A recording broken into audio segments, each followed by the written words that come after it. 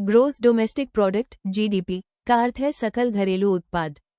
ये किसी देश की अर्थव्यवस्था की स्थिति को मापने का सबसे महत्वपूर्ण संकेतक माना जाता है।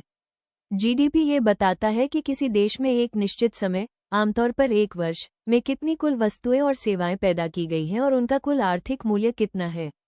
1. जीडीपी की परिभाषा। जीडीपी किसी देश की सीमाओं के भीतर एक निश्चित अवधि में उत्पादित सभी अंतिम वस्तुओं और सेवाओं का कुल बाजार मूल्य होता है। सरल शब्दों में, ये बताता है कि देश की अर्थव्यवस्था कितनी बड़ी और मजबूत है।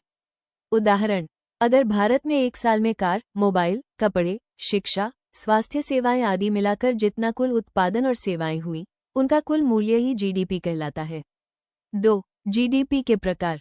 1. नॉमिनल जीडीपी, सामान्य जीडीपी, इसमें वस्तुओं और सेवाओं का मूल्य वर्तमान बाजार कीमतों पर मापा जाता है। इसमें मुद्रास्फीति, इन्फ्लेशन का प्रभाव शामिल होता है। 2. रियल जीडीपी, वास्तविक जीडीपी, इसमें कीमतों के बदलाव, मुद्रास्फीति को हटाकर जीडीपी मापा जाता है। इससे अर्थव्यवस्था की वास्तविक वृद्धि का पता चलता है। 3. पर कैपिटा जीडीपी, जीडीपी को देश की कुल जनसंख्या से विभाजित करने पर प्रति व्यक्ति आय का अनुमान मिलता है। इससे नागरिकों के औसत आर्थिक स्तर का अंदाज मिलता है। 3. जीडीपी की गणना कैसे होती है। जीडीपी को मुख्यतः 3 तरीकों से मापा जाता है। 1.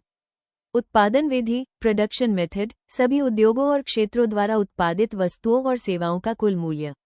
2. आय विधि, इनकम मेथड, देश में लोगों और कंपनियों द्वारा कमाई गई कुल आय, जैसे वेतन, लाभ, किराया, ब्याज का योग। 3. व्यय विधि, एक्सपेंडिचर मेथड, जीडीपी इक्वल्स सी जोड़ आई जोड़ जी जोड़ एक्सएम, जहां सी इक्वल्स उपभोग, कंजम्पशन, आई इक्वल्स निवेश, इन्वेस्टमेंट, जी इक्वल्स सरकारी खर्च, गवर्नमेंट एक्सपेंडिचर, एक्स इक्वल्स निर्यात, एक्सपोर्ट्स, एम इक्वल्स आयात, इम्पोर्ट्स। 4. जीडीपी का महत्व अर्थव्यवस्था की स्थिति बताता है। देश की आर्थिक ताकत का पता चलता है।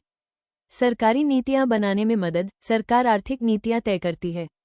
देशों की तुलना, अलग अलग देशों की अर्थव्यवस्था की तुलना की जा सकती है। रोजगार और विकास का संकेत, जीडीपी बढ़ने से अक्सर रोजगार और विकास बढ़ते हैं। 5. जीडीपी की सीमाएं। जीडीपी आय असमानता नहीं दिखाता। ये पर्यावरणीय नुकसान को शामिल नहीं करता।